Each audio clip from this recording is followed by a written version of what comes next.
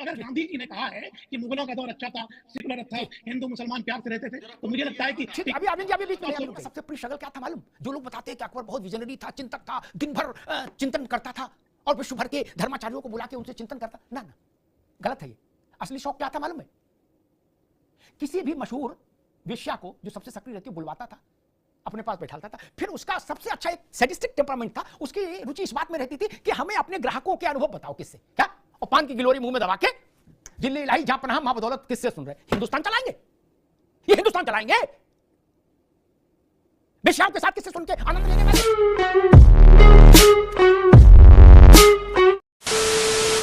बहुत दिन हो गए हैं, मजा नहीं आ रहा है। अभी मजा आएगा ना भिड़ो। पिक्चर चालू करो बे। मेरा सबसे बड़ा आश्चर्य तो ये है कि 1961 में जब एनसीईआरटी बन गई और हमारे टैक्स के पैसे से यहां तनख्वाहें बंटने लगी, शुरू हो गई हैं, तो इसको 6.5 दशक क्यों लग गए समझने में कि मुगल क्रूर थे। मुगलों के समय में हिंदू धार्मिक स्थान वो ध्वस्त किए गए, मुगलों के समय में जजिया कर लगा, मुगलों के समय में स्त्रियों को जौहर करना पड़ा, मुगलों के समय में 30-30 हजार आदमी एक साथ काट दिए गए। ये सब चीजें समझने में इतना समय, जो विदेशी इतिहासकार हैं जो मुगलों के समय भारत आए, यात्री या इतिहासकार, एक तो डॉक्टर भी आया था, उसने मुगलों के 3 राजाओं के 3 बादशाहों के यहां चिकित्सा की, उसने भी बड़े मजेदार किस्से लिखे हैं। ऐसे किस्से हैं जब मैं बताऊंगा तो आप हंसते हंसते लोटपोट हो जाएंगे कि ये कार्टून थे मुगल। बाबर, अकबर, नादिर शाह, चंगेज खां, जितने भी हुए और से लेकर रंगीले शाह रंगीले तक, जिनको उन्हीं के महल में लोग मारते थे दारू पिला के, वो उनका घुटंडा भी उतार लेते थे, नंगा दौड़ाते थे, मारते थे, वो भी जिले लाई थे। ये कोई नहीं एनसीईआरटी वाले पढ़ाते, मगर ऐसा पढ़ाओ बच्चे मजे भी ले थोड़ा इतिहास में, नहीं बोरिंग इतिहास पढ़ा रहे हो।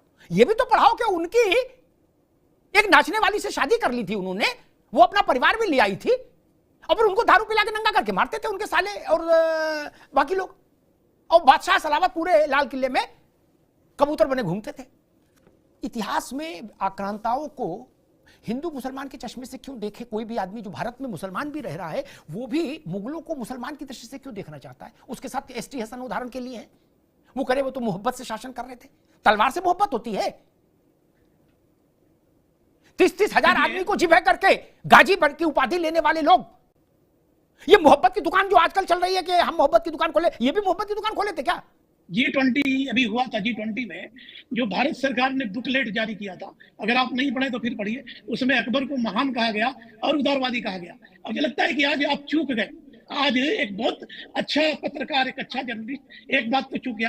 गांधी जी ने कहा था, गांधी जी, स्वराज में गांधी जी पढ़िए, मैं बहुत बड़ा इतिहास का जानता हूं। गांधी जी ने क्या कहा कि मुगलों का दौर बड़ा सुनहरा दौर है, औरंगजेब की सादगी पर लिखा, इस सादगी पे कौन ना मर जाए खुदा, लड़ते हैं मगर हाथ में तलवार ही नहीं।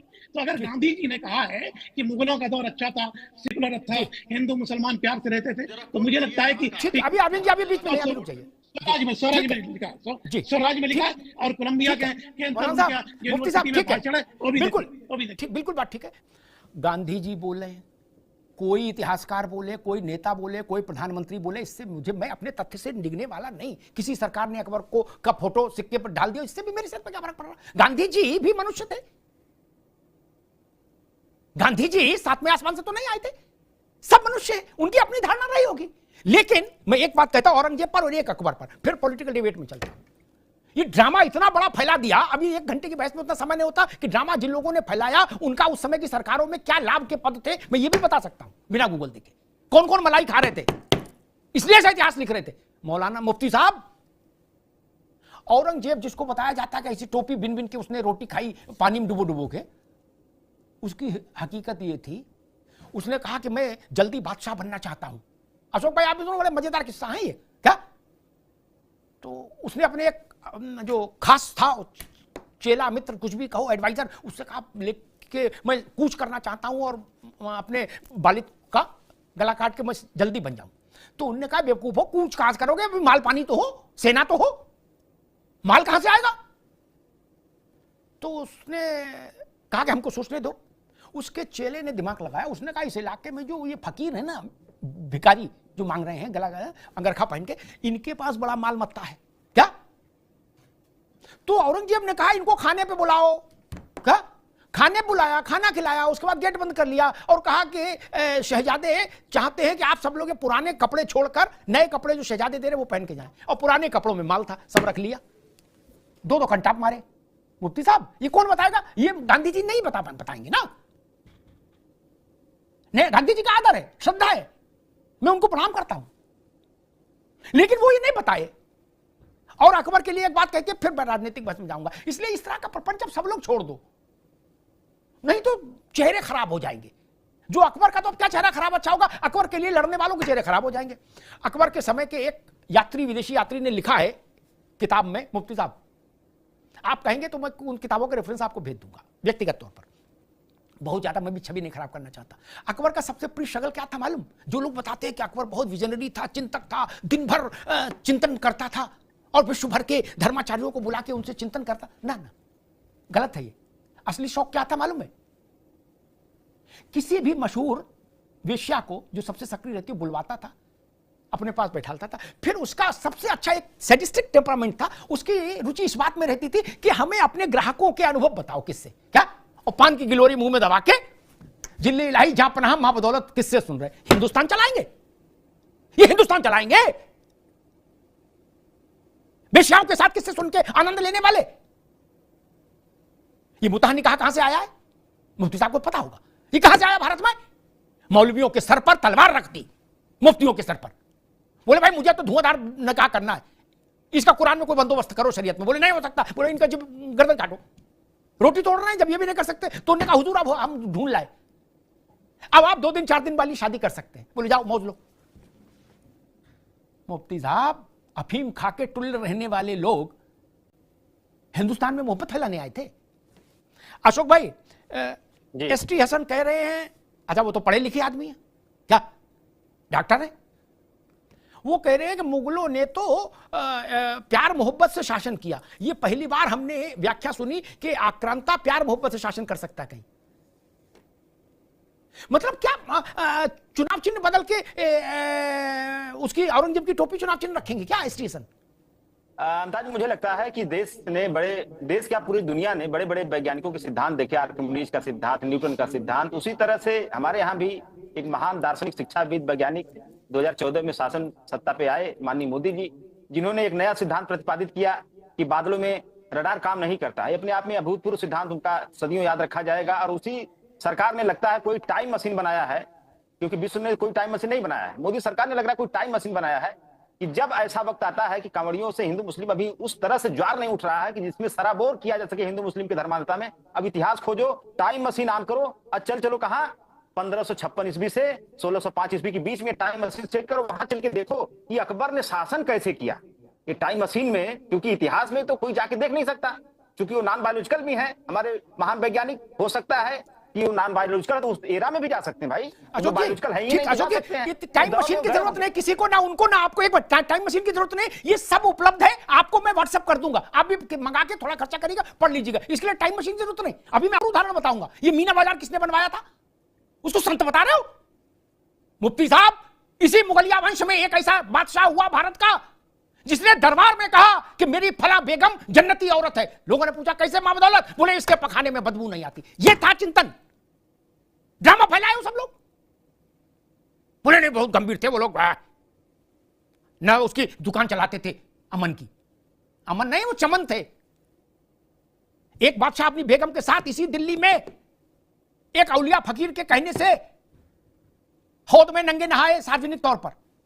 ये कर रहे थे महाराज अशोक जी। इसलिए टाइम मशीन की जरूरत नहीं, सब उपलब्ध है, सारा उपलब्ध है। विदेशी बहुत आए और बहुत लिखा उन्होंने, वो ना भाजपाई थे ना सपाई थे। अमिताभ 10 सेकेंड, आप इतिहास को नहीं बदल सकते, आप भविष्य को बदल सकते हैं, लेकिन भविष्य को आप अंधकार में डाल रहे हैं, अंधकार में कर रहे हैं। जिसको तो आप बदल सकते हो उसको नहीं बदलना है, उसको बर्बाद करना है भविष्य को, लेकिन इतिहास को बदल नहीं सकते।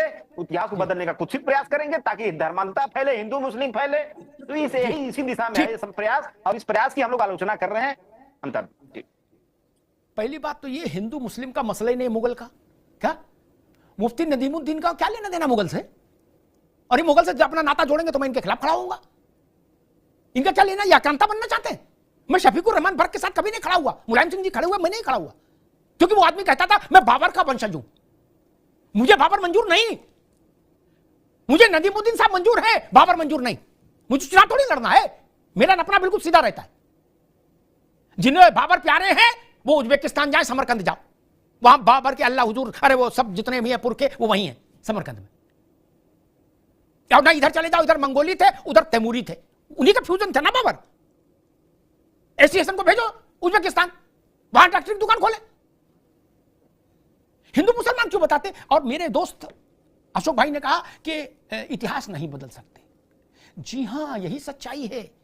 जिन धूर्तों ने 75 साल भारत में फर्जी इतिहास पढ़ाया, बनाया, लिखा, उसको बदलना होगा ताकि असली इतिहास आए। मैंने तो उदाहरण दिए। जिस राजा की रुचि इतनी परिष्कृत हो कि वेश्या को बैठा के उससे किस्सा सुन रहा है, समझ लीजिए वो कितना देश हित में काम कर रहा था। और एक बात कहता हूं मुफ्ती साहब, इस पर आप शोध करिएगा। क्या जो बताया जा रहा है कि ये दीन इलाही थे जलालुद्दीन अकबर आजम, मुगलों के समय में भारत के कुल राजस्व जो मुगलों के पास आता था, उस कुल राजस्व का 70% जो प्रथम परिवार मुगलों का और एक्सटेंडेड फैमिली जिसमें वैध अवैध हजारों संतानें शामिल। क्या? क्योंकि जिस गली में गए भाईजान उधरी फसल उग गई। उनको वजीफों में 70% राजस्व चला जाता था, 30% में पूरा हिंदुस्तान पल रहा था। यह परोपकारी राज था। इसलिए भाई तो दोस्तों डिबेट हो गई खत्म, वीडियो हो गई पूरी। उम्मीद करता हूं दोस्तों ये डिबेट वीडियो आपको पसंद आई होगी। तो दोस्तों पिछले कई डिबेट में बना चुका हूं अमिताभ अग्निहोत्री जी की, जिसपे उन्होंने जो मुगल शासक है अकबर हो या औरंगजेब, इनकी सुताई किस तरह से की है, इनकी पोल पुट्टी और इनकी सच्चाई किस तरह से आपके समक्ष अमिताभ अग्निहोत्री जी ने रखी है, वो सभी मैं डिबेट में ला चुका हूँ जो अमिताभ अग्निहोत्री जी ने बताई है। इस डिबेट में भी कुछ अच्छी बातें होने वाली है इसके अगले हिस्से में, इसका अगला हिस्सा जो मैं बनाऊंगा, लेकिन वो डिपेंड करता है आपको ये डिबेट वीडियो कितनी पसंद आई। आपके कमेंट और लाइक देखकर वो मैं डिसाइड करूंगा कि इसका नेक्स्ट पार्ट बनाना है या नहीं। तो दोस्तों डिबेट को बहुत ही ज़बरदस्त से लाइक कीजिए, कमेंट कीजिए, शेयर कीजिए, यही मैं आपसे उम्मीद करूंगा। उसी की वजह से मैं डिसाइड कर पाऊंगा कि इसका अगला पार्ट धुआंधार ज़बरदस्त बनाना है या नहीं। तो उम्मीद करता हूं दोस्तों यह डिबेट वीडियो आपको पसंद आई होगी। ऐसी डिबेट वीडियो आपको देखना पसंद है तो फर्स्ट डिबेट के इस यूट्यूब चैनल को आप सब्सक्राइब करते जरूर जाओगे। मिलता हूं आपसे अगले वीडियो में, तब तक के लिए जय हिंद, वंदे मातरम।